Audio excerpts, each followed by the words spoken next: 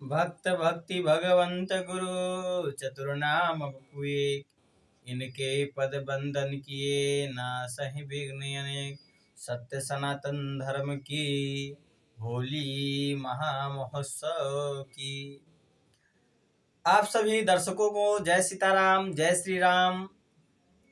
आप सबको होली के बारे में हम बताना चाहते हैं कि हमारे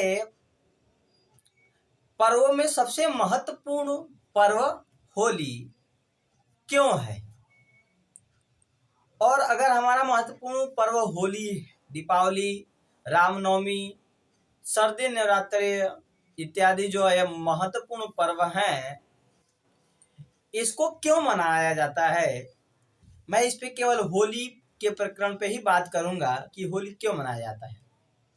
बहुत सारे लोग बोलते हैं, जो मैं अम्बेडकरवादी कहूं उनको तो सही है, उन्होंने मनुवादी बना दिया हमारे सनातन धर्म को।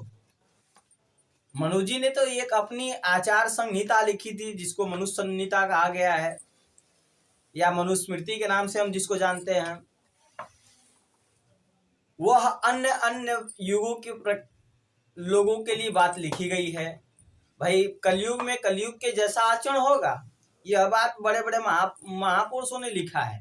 सतयुग का आचरण कुछ और था, त्रेता का कुछ और था, द्वापर का कुछ और था, कलयुग का कुछ और रहेगा।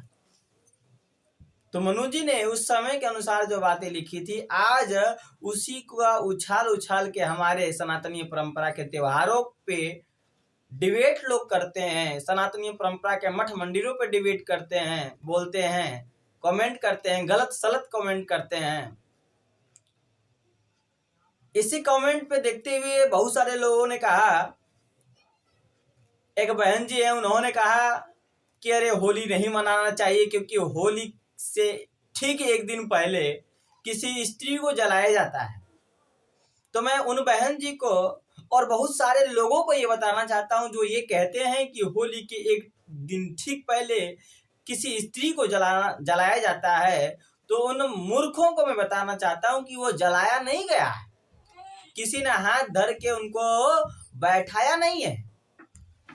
वह स्वयं एक भगवान के भक्त को लेके, जिनका नाम प्रहलाद जी है, उनको लेके बैठी है और उनका मनसा था कि मैं प्रहलाद जी का खात्मा कर दूं। उनका नाम होलिका था, हिरण्यकश्यपु की बहन थी। बहुत भारी चिता उन्होंने तैयार की, और हमारे शास्त्रों में लिखा है कि जो अपराध भगत कर रहे राम रोष पावक सो जरहि, क्योंकि भगवान के भक्तों का अपराध कोई नहीं कर सकता। अगर करेगा तो उसको राम जी के रोष रूपी अग्नि में जलना पड़ेगा। होलिका को लगा कि मैंने तो अग्निदेव से वरदान मांग रखा है, मैं तो जलूंगी नहीं, यह प्रहलाद जल जाएगा। और स्वयं बहुत बड़ी चिता तैयार करके बैठती है, प्रहलाद जी को लेके बैठती है। लेकिन जो अग्निदेव के वरदान से प्राप्त होलिका प्रहलाद जी को जलाने की इच्छा से बैठी थी, वह स्वयं जल जाती है। उसको पता ही नहीं चलता है कि हम किस अग्नि में जल रहे हैं। उन्होंने कह दिया कि देवता झूठ बोलते हैं, ऐसा था नहीं। हालांकि ऐसा था नहीं, क्योंकि भगवान का रोष रूपी अग्नि जो भक्तों का अपराध करता है उसको जला देता है। लंका तो सोने की थी, जल क्यों गई? क्योंकि भगवान का रोष रूपी अग्नि वहां काम कर रहा है। हमारे यहाँ अलग अलग अग्नियां अलग अलग प्रकार के काम के होती हैं। खाना पकाने वाली अग्नि केवल खाना पकाने के काम आती है, लोहा भी नहीं जला सकती।